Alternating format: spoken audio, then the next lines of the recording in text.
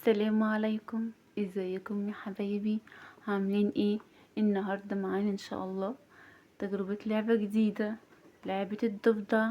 يلا مع بعض نفتحها كده ونشوف. طبعا قبل اي حاجة لازم نقول ايه؟ بسم الله. لأي حاجة بنعملها نقول ايه؟ بسم الله. ما شاء الله، لعبة ممتعة جدا. واو، حلو خالص. هنشيل الكرتونة كده، يلا هنفتحها نلعب فيها مع بعض.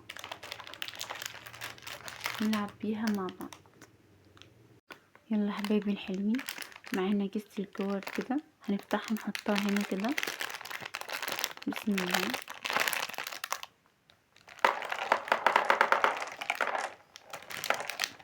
هنفضيها عشان كل الضفادع تاكل مع بعض. طبعا هي حلاوتها انها تتلعب بأربعة، بس انا هجربها معاكم دلوقتي. ممكن نجيبها مثلا نلعب بها مع ولادنا، نتسلى معاهم بيها، نفرحهم. بس نخلي بالنا من الكور الصغيرة دي عشان اطفالنا مش يفتكروها لبان وياكلوها.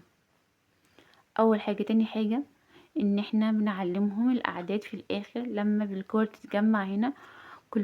كل فريق، يعني كل واحد فينا بيبقى فريق، فبيجمع الكور اللي معاه ويعدها، يشوف يشوف لم كام كورة.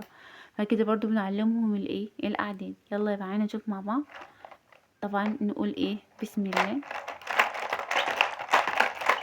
نتكي كده، يعني كده الضفدع اكنه ضفدع بيفط، اكنه ضفدع بيفط. نتكي كده بصوا فرد جسمه ازاي، رجع ورا تاني، فتح بقه ياخد الكور ياكلها، يرجع تاني ياخد الكور ياكلها ويرجع تاني. ممتعة جدا بصراحة يعني. يلا بسم الله.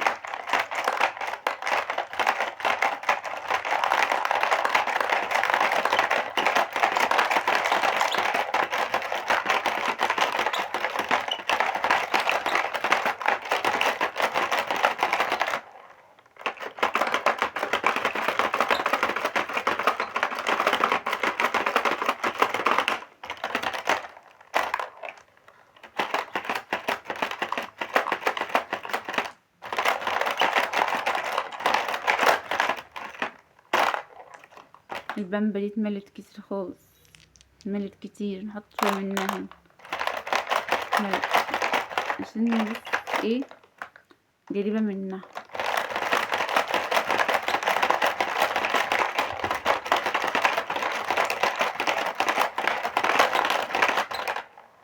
ممكن نعمل الصفرة دي كده تاكل شوية. بسم الله.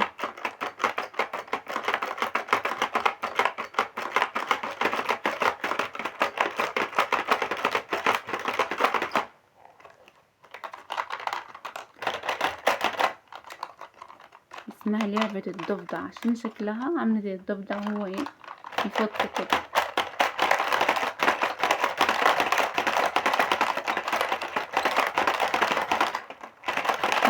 هي ممكن تكون مزعجة شوية، بس بصراحة يعني مسلية يعني مع الأطفال، تفتح نفسهم كده ايه خلصنا.